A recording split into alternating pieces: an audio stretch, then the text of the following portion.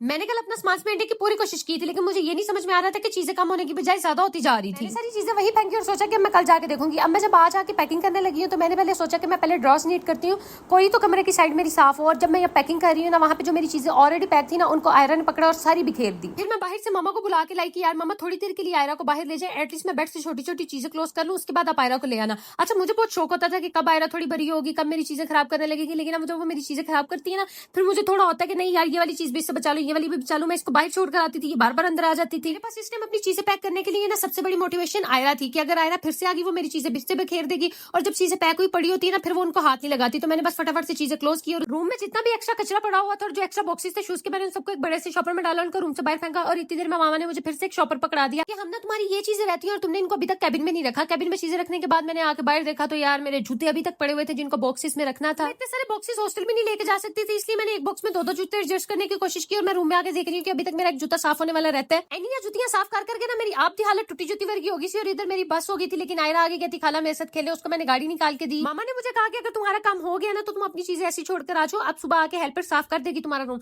लेकिन नहीं यार, अब तो हम हॉस्टल रहते हैं ना और हमें अपने काम अपने हाथ से करने की आदत हो गई है। बस फिर मैंने फटाफट से अपने कमरे में वाइपर लगाया, ग्लिंट से मैंने शीशा वगैरह साफ किया और बस फिर मैं नीचे आई। और मुझे अभी इतनी सख्त भूख लगी हुई थी कि मैं कुछ खा लूं। और मुझे यहाँ पे इतना फील हो रहा है ना कि मैं बहुत बड़ी होगी और मैं मुझे सारे काम करने आ गए। करना मुझे कुछ भी नहीं आता, नूडल्स बनाने आते हैं, पास्ता बनाना आता है, चिकन फ्राई करना आता है, और यार मुझे तो बहुत कुछ करना आता है। चिकन ऑलरेडी मैरिनेट हुआ फ्रिज में पड़ा हुआ था और कोरियन नूडल्स के साथ अगर फ्राइड चिकन हो जाए ना तो मजा आ जाता है। मैंने फिर फटाफट साथ एग बॉईल किया, क्योंकि मैं नूडल्स एग के बगैर खा ही नहीं सकती। और यार पता नहीं क्या मसला, अंडे को हमेशा हर बार खराब हो जाता है ना, कि मैं हमेशा एग को लो फ्लेम पे बॉईल होने के लिए रखती हूँ, लेकिन नहीं यार, हर बार अंडा अपना दिखाता है। अब सारी चीजें रेडी हो चुकी थी, मैंने फटाफट से सारी चीजें बाउल में असेंबल की, क्योंकि अब मुझे बहुत ज्यादा भूख लग रही थी, मेरे से बिल्कुल भी सबर नहीं हो रहा था। नूडल्स की जैसे ही मैंने पहली बाइट ली ना, तो मैंने कहा क्या बात है, हम ना तेरे पास कितना टैलेंट। टैलेंट ये बिल्कुल भी नहीं है कि मैंने नूडल्स बनाए, टैलेंट तो ये है कि यार मैं कितनी मेहनती हूँ।